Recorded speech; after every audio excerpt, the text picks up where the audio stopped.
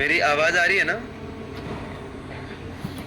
इतना डिले होके रिस्पॉन्स आया तो मुझे डाउट हो गया, आवाज तो डिले होके नहीं आ रही मेरी। ओके, आप सभी का स्वागत है भगवत गीता के इवनिंग के सेशन में। स्टार्ट करने से पहले हम थोड़ी प्रार्थना अर्पण करेंगे भगवान और आचार्यों के चरण कमलों में। तो आप सभी मेरे साथ बोल सकते हैं।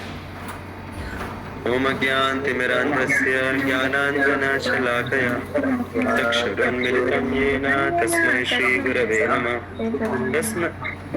नमो ओम विष्णुपादाय कृष्णपृष्ठाय भूतले श्रीमते भक्तिवेदान्त स्वामिनिति नामिने। नमस्ते सारस्वती देवे गौरवाणी प्रचारिणे निर्विशेष शून्यवादी पाश्चात्य देशधारिणे। जय श्री कृष्ण चैतन्य प्रभु नित्यानंद श्री अद्वैत गदाधर श्रीवासादि गौरवृंद। हरे कृष्णा कृष्ण कृष्ण हरे हरे, हरे राम राम राम हरे हरे। हरे कृष्णा। तो आज का हमारा श्लोका नंबर है, एक सेकेंड में जल्दी से स्क्रीन शेयर करता हूँ एंड देन विल बिगिन।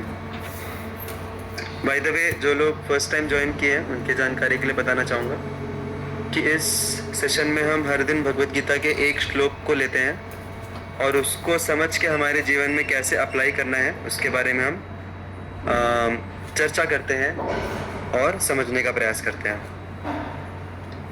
तो आज का श्लोका है हमारा भगवत गीता के चौथे अध्याय का 35वां श्लोक। दिख रहा है मेरा स्क्रीन? मुझे थम्स अप नहीं दिख रहा आप लोगों का, आप में से कोई बोल सकता है?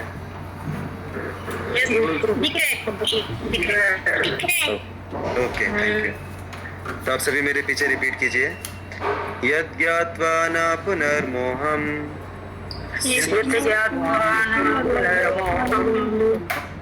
एवं यास्यसि पांडव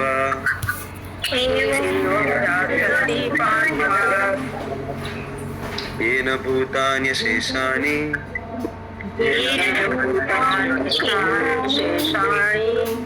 द्रक्ष्यस्यात्मन् अथो मयि।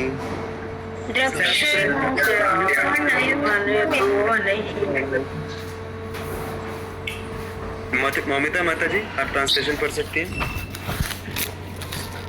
Having obtained real knowledge from a self-realized soul, you will never fall again into such illusion.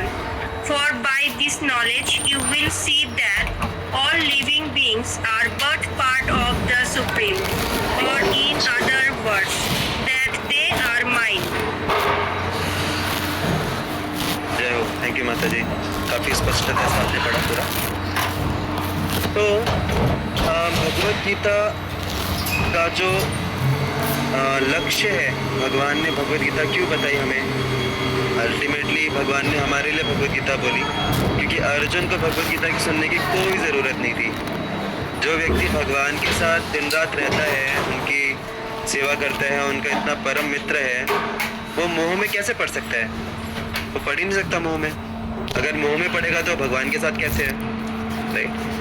तो अर्जुन जो है, जैसे एक कहावत, ऐसे एक यह आता है, एग्जाम्पल दिया जाता है कि जब कोई स्त्री नवविवाहित होती है और अपने ससुराल में आके रहना शुरू करती है, तो जो सास रहती है उसको हो सकता है उसकी कुछ कुछ चीज़ें सही ना लगे, उसके कार्य करने की कुछ कुछ शैलियाँ पसंद ना आए और वो चाहती है उसको ट्रेन करना, करेक्ट करना, सही चीज़ समझाना। लेकिन अगर सास डायरेक्टली बोल देगी बहू को तो फिर क्या हो जाएगा? फिर वो सास बहू का सीरियल बन जाएगा, राइट? दोनों के बीच में दुश्मनी हो जाएगी। तो इसीलिए जो समझदार सास रहती है वो क्या करती है? वो अपने बेटी को डांटती है। भाई बेटी ने कुछ नहीं किया, बहू ने अगर बर्तन ठीक से साफ नहीं किए तो सास अपनी बेटी को डांटेगी, तुमको पता नहीं है बर्तन कैसे साफ करते हैं, इसको ऐसे साफ करना चाहिए, ऐसे बोलेगी सास। तो अल्टीमेटली सास समझाना चाहती है बहू को लेकिन क्योंकि रिलेशनशिप उतना स्ट्रांग नहीं डेवलप हुआ है, इसलिए वो बेटी के माध्यम से समझाती है। तो इसी प्रकार से यहाँ पे अर्जुन क्या हुए, इसमें सास हुए, बेटी हुए या बहू हुए? बेटी। और सास कौन है? कृष्णा। कृष्णा। और हम सब कौन है? बहू। It's funny to hear this answer from a Prabhu ji. But इस एग्जाम्पल में हम समझ सकते हैं कि हम सभी बहू के समान हैं। तो भगवान हमको समझाना चाहते हैं, लेकिन हम सुनते नहीं हैं उनकी, इसलिए वो अर्जुन के बहाने हमको समझा रहे हैं। तो भगवत गीता समझाने का मेन कारण क्या है भगवान का? कि हम जीवन में सुखी रह पाए, हम जीवन में खुश रह पाए। तो हमारे जीवन में सुखी रहने के लिए बहुत महत्वपूर्ण है कि हम पहले हेल्दी रहें। हेल्दी को क्या बोलते हैं हिंदी में?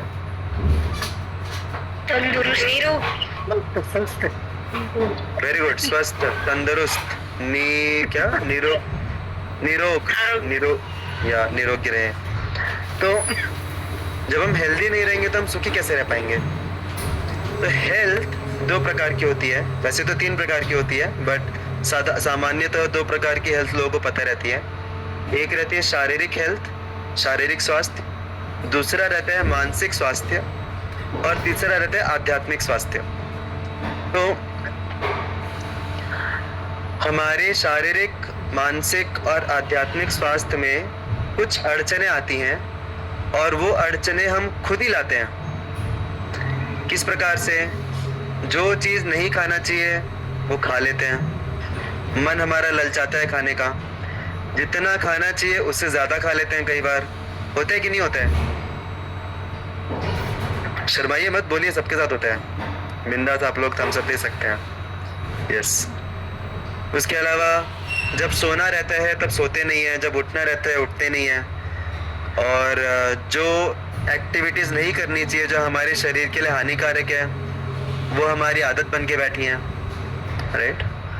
तो इस प्रकार से हम खुद ही अपनी हेल्थ को ख़राब करते हैं, शारीरिक हेल्थ को, और इसी प्रकार से कई बार हम खुद के मानसिक हेल्थ को भी ख़राब करते हैं। जो इच्छाएं हमारे लिए सही नहीं है वो इच्छाएं आ जाती हैं, जो विचार नहीं आने चाहिए वो आ जाते हैं।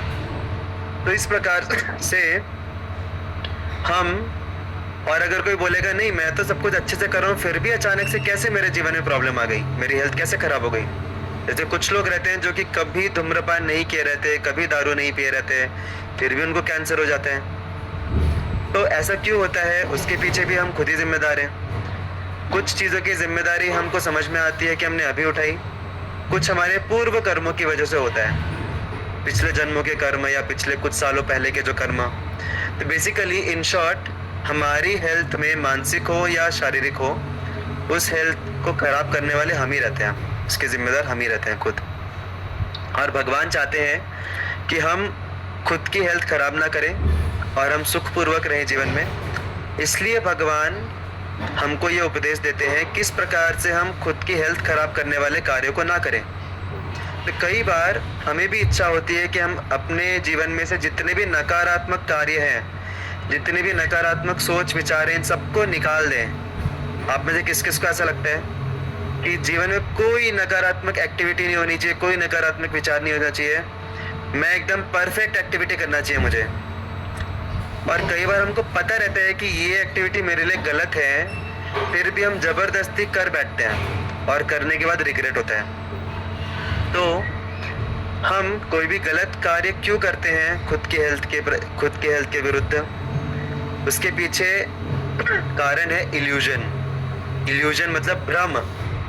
हमको भ्रम होता है कि ये एक्टिविटी करूँगा तो मुझे मज़ा आएगा, मेरी हेल्थ सुधरेगी, अच्छा लगेगा।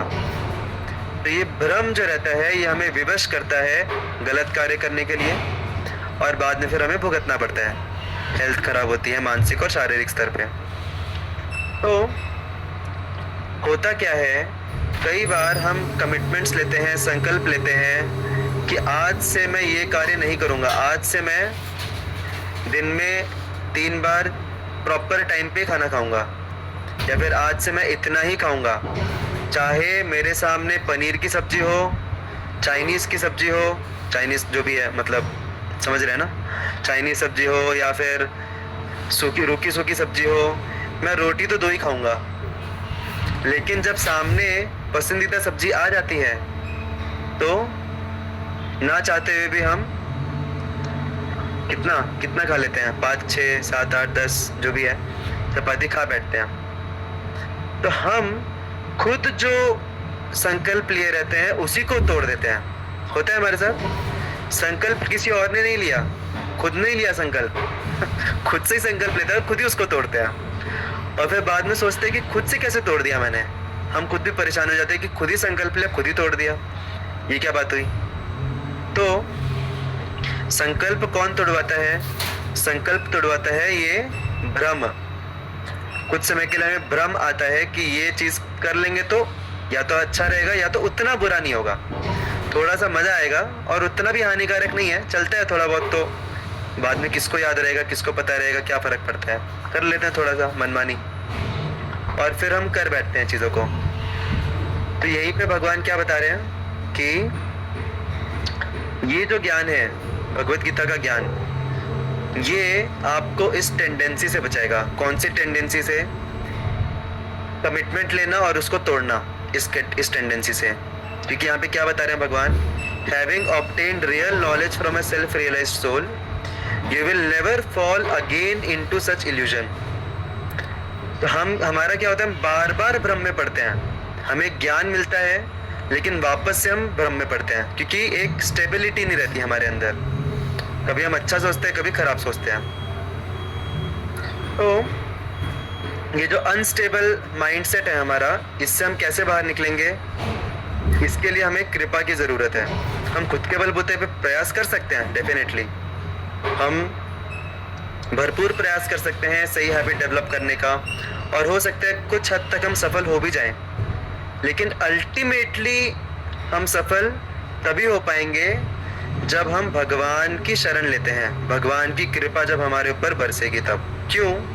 ये हम ऐसे नहीं बोल रहे सिर्फ भावुकता के स्तर पे, क्योंकि अभी सपोज आपके हाथ में जो मोबाइल है या फिर लैपटॉप है, उसमें अगर कुछ प्रॉब्लम आ गई तो आप उसको ठीक कर सकते हैं कि नहीं कर सकते हैं? कौन कौन बोलते हैं कि हम ठीक कर सकते हैं उसको, थम्स अप। कौन कौन बोलते हैं नहीं कर सकते, थम्स डाउन।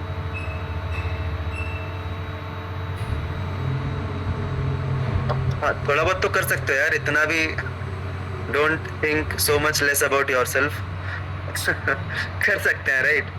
थोड़ा बहुत इधर उधर कर दिया। कभी कभी क्या होता है, हमको पता भी नहीं रहता और ठीक हो जाती है चीज़। थोड़ा सा इधर ठोक पीट दिया, थोड़ा फूक दिया कहीं पे, राइट? भारत में बहुत होता है ऐसा।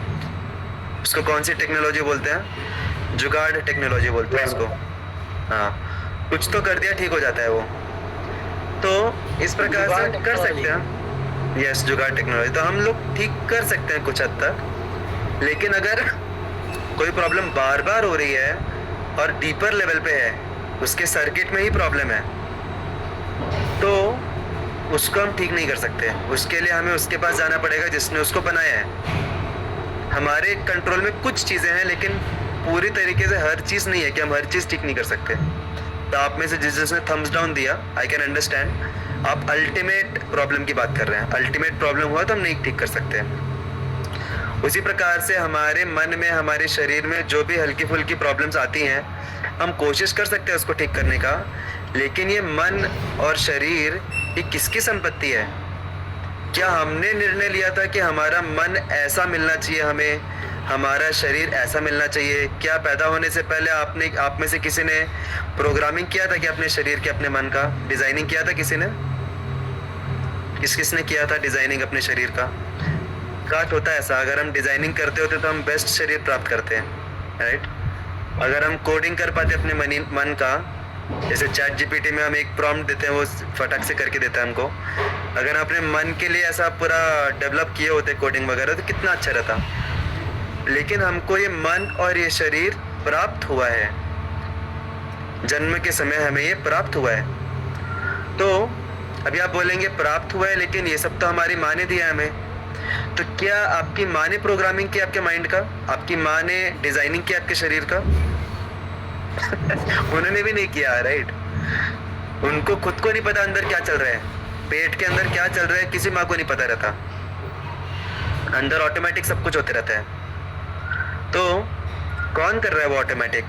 जैसे हम देखते हैं कोई बच्चा अगर किसी मॉल में जाता है तो मॉल में जाते समय जैसे ही वो दरवाजे के समीप आके पैर रखता है इमीडिएटली दरवाज़ा खुल जाता है।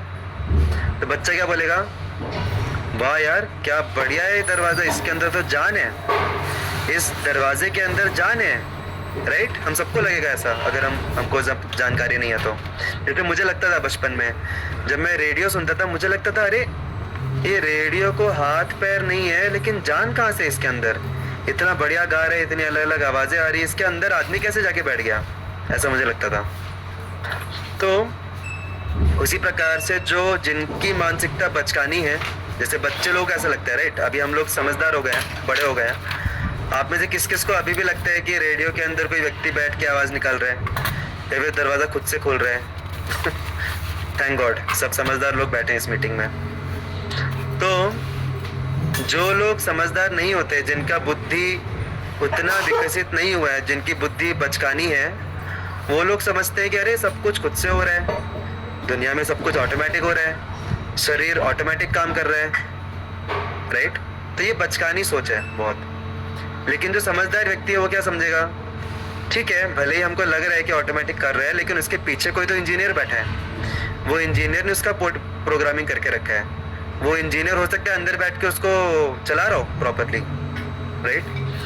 तो जो समझदार व्यक्ति रहता है वो अपनी बुद्धि का इस्तेमाल करता है और वो समझता है कि सब कुछ ऑटोमेटिकली नहीं हो रहा है, उसके पीछे कोई तो व्यक्ति है, कोई तो जीनियस बैठा है उसके अंदर। तो उसी प्रकार से जो समझदार व्यक्ति नहीं है वो क्या बोलेंगे?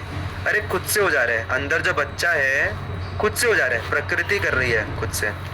लेकिन प्रकृति कभी भी कुछ खुद से कोई चीज़ करती है क्या? आपने देखा है प्रकृति में खुद से कुछ हो रहा है? अल्टीमेटली जीवन लगता है उसके पीछे, कोई तो व्यक्ति करवाता है चीज़ों को। तो उसी प्रकार से शरीर के अंदर भी माँ को कुछ नहीं पता, माँ सिर्फ खाना खा रही है, हो सकता है वो ऐसा खाना खाए जो कि बच्चे के लिए अच्छा हो, लेकिन अंदर क्या चल रहा है वो खुद से हो रहा है, लेकिन खुद से कुछ नहीं होता। अल्टीमेटली अंदर हमारा ख्याल कौन रख रहा है? भगवान रख रहे हैं, जो इस पूरी सृष्टि के जीनियस हैं, इस पूरी सृष्टि के पीछे जो इंजीनियर बैठे हैं, उन्होंने पूरा मैकेनिज्म बना के रखा है अंदर कैसे डेवलप होता है बच्चा, पूरा मैकेनिज्म, पूरा कोडिंग डाल के रखा है कि एक बीज है, छोटा सा बीज है, आप सोचिए एक छोटा सा बीज है, उसके अंदर एक छोटे से बीज के अंदर क्या है? छोटे से बीज के अंदर पेड़ है। बीज के अंदर कितने पेड़ होते हैं? एक बीज के अंदर कितने पेड़ होते हैं तो बता सकता है? यस, एक बीज के अंदर कितने पेड़ होते हैं? सिंपल सा क्वेश्चन है। एक बीज से कितने पेड़ निकलते हैं?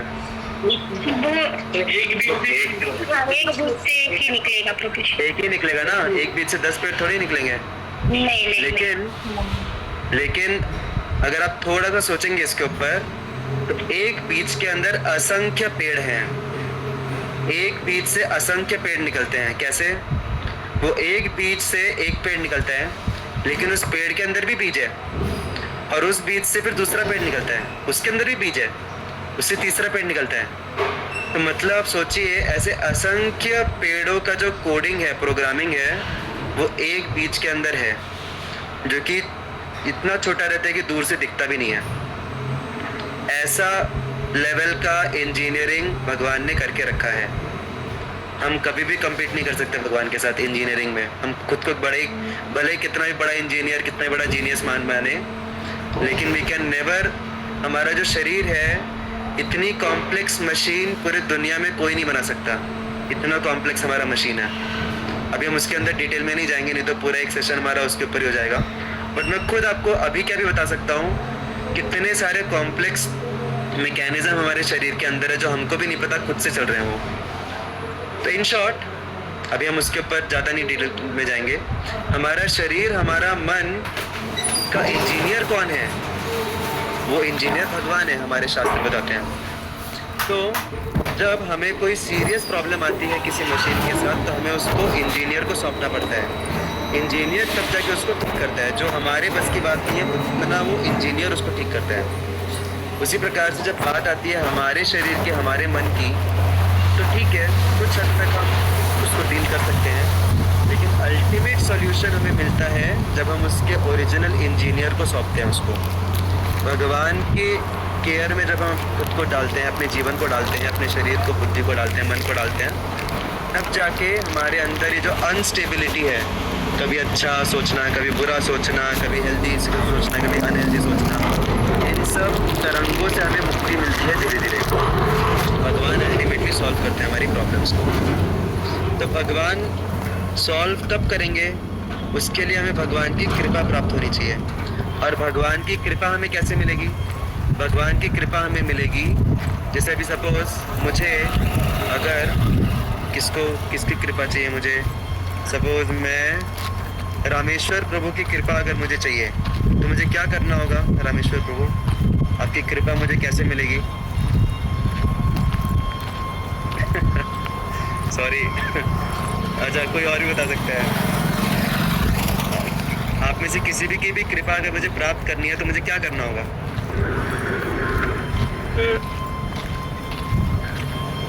उन्हें जो पसंद है वो करना। यस, आप लोगों को खुश करना पड़ेगा। तो मैं अपने हिसाब से डिसाइड नहीं कर सकता कि मुझे आपकी कृपा कैसे मिलेगी।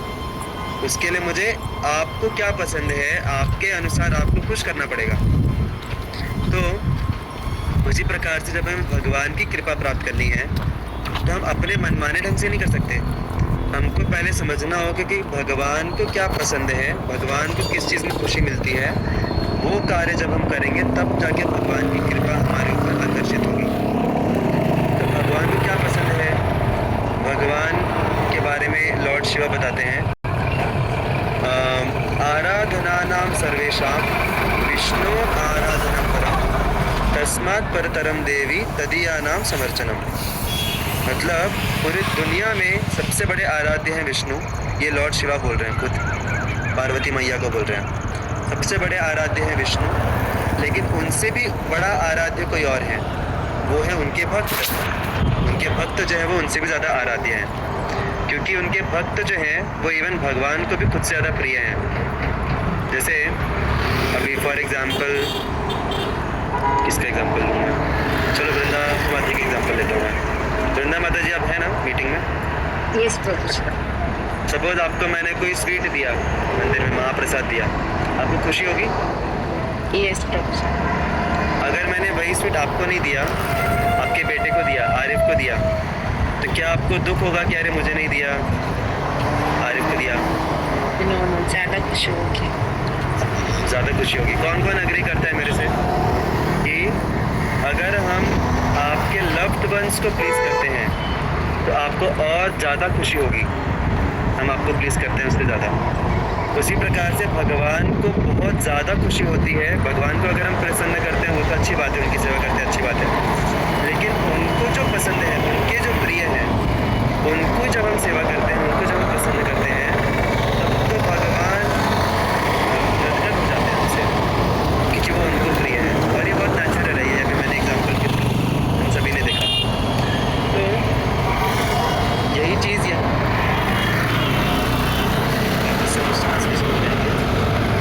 कि ये जो रियल नॉलेज है, शास्त्रों का जो ज्ञान है, आध्यात्मिक ज्ञान, जब हम एक आत्म साक्षात्कारी व्यक्ति से प्राप्त करते हैं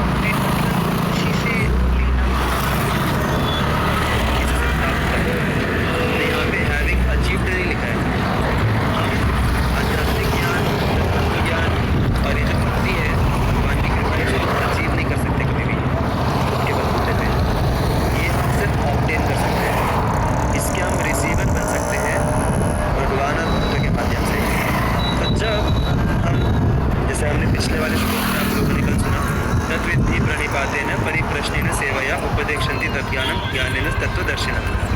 तो जब हम भक्तों की सेवा करते हैं, क्या 3 चीज़ें करते हैं? तद्वति प्रणिपातेन, पहले प्रणिपात करते हैं, उनके प्रति हम समर्पण करते हैं थोड़ा, हम थोड़े अपने विचार, अपनी मानसिकताओं को थोड़ा बाजू रखते हैं, उनसे थोड़ा ओपन माइंड से सुनते हैं। जब हम परिप्रश्न करते हैं, जब उनसे तत्व विचार करते हैं, बातचीत करते हैं, समझने का प्रयास करते हैं, सवाल करते हैं, जिज्ञासा करते हैं। और तीसरी चीज़ हम उनकी सेवा करते हैं, प्रणिपात, परिप्रश्न एंड सेवा। तो जब हम ये 3 चीज़ें करते हैं, तब जाके हमें भक्तों की कृपा प्राप्त होती है, और फिर उनकी कृपा से हमें भगवान की कृपा प्राप्त होती है। और जब भगवान की कृपा प्राप्त होती है तो हम हमारे जीवन में जो भी कमियाँ हैं वो हम उनसे ऊपर उठ पाते हैं स्टेबल तरीके से। तो एक आखिरी उदाहरण के साथ मैं एंड करूँगा। जैसे सपोज एक रेस लगी हुई है, ठीक है, और उस रेस में मैं 2 एग्जांपल दूंगा शॉर्ट में। एक रेस लगी हुई है, उस रेस में एक लूना है, एक साइकिल है, एक रिक्शा है, एक मर्सिडीज बेंज है। तो इन सब में से जीतने की पॉसिबिलिटी सबसे ज़्यादा किसकी है? यस। और हारने की पॉसिबिलिटी? साइकिल। लेकिन अगर सपोज आप इमेजिन कीजिए ऊपर से एक हेलीकॉप्टर आता है और वो साइकिल को उठाता है विजुअलाइज करने में थोड़ा फनी लग रहा होगा। वो साइकिल को उठाता है और डायरेक्टली जाके उसको एंड पॉइंट पे लाके रख देता है, उसके पास रख देता है। तो फिर जीतने की पॉसिबिलिटी किसकी ज़्यादा है? साइकिल की। भले ही उसकी खुद की काबिलियत ना हो, जब उसके ऊपर कृपा आती है हेलीकॉप्टर की, तो वो बड़े बड़े मर्सिडीज बेंज को भी डिफीट कर सकते हैं।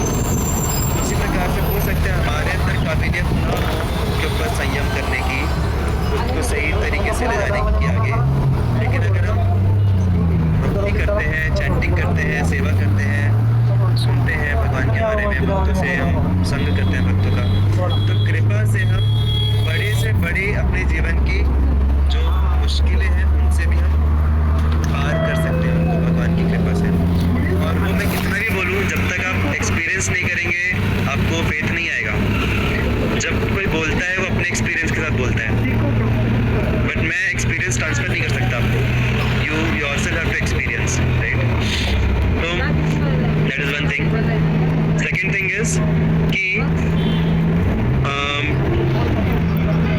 वो चिड़िया वाला एग्जांपल है कि चिड़िया जो है, नहीं एक और बहुत अच्छा उदाहरण है कि एक ब्राह्मण थे साउथ इंडिया में, वो भगवत गीता पढ़ रहे थे, उल्टी पढ़ रहे थे, उनको कुछ समझ में नहीं आ रहा था, कुछ वो बोल नहीं पा रहे थे।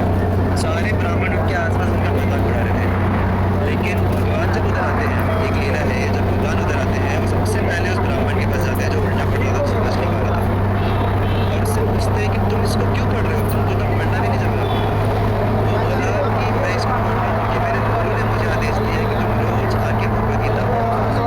मुझे एक अक्षर भी इसका समझ में नहीं आता, लेकिन फिर भी क्योंकि मेरे गुरु ने बोला है इसलिए मैं अपनी सेवा कर रहा हूँ। तो भगवान इतने प्रसन्न हुए उससे, भगवान ने बोला कि तुम रो क्यों रहे हो, क्योंकि वो जब भी पढ़ते थे गीता तो उनकी आंखों में आंसू आते थे। उनको बोला कि मैं भगवत गीता पढ़ता हूँ, मेरे आंखों के सामने एक दृश्य आता है कि भगवान अर्जुन का रथ चला रहे हैं सारथी बन के, और जब मैं सोचता हूँ कि भगवान परम पूर्ण पुरुषोत्तम है, सबसे बड़े स्वामी हैं, वो एक साधारण जीव के लिए ड्राइवर बनने को तैयार है, उसकी लातें सहने को तैयार है। तो ये दृश्य मेरे आंखों के सामने जब भी आता है मेरी आंखों से आंसू आ जाते हैं। तो वो जो भगवान थे, भगवान ने उनको आलिंगन किया और बोला कि वास्तविक रूप में गीता का अर्थ सिर्फ तुमको ही समझना है, बाकी जितने भी ब्राह्मण हैं भले ही उनको अच्छा से लगता हो, अच्छे से प्रोनाउंसिएशन कर पा रहे हैं, बहुत उसके ऊपर चर्चा कर रहे हैं, लेकिन वास्तविक अर्थ सिर्फ तुम ही समझ पाए। तो क्यों उनको वास्तविक अर्थ समझा? क्योंकि उन्होंने अपने गुरु को प्रसन्न किया सेवा करके। तो हम सबके ऊपर विजय प्राप्त कर सकते हैं भगवान की कृपा से, भक्तों की कृपा से, और उस कृपा को प्राप्त करने के लिए हमारा पूरा प्रोसेस है भक्ति का। So we'll stop here. It's already 6:32. I tried my best to explain this shloka in the relatable manner. Hare Krishna. और कुछ सवाल वगैरह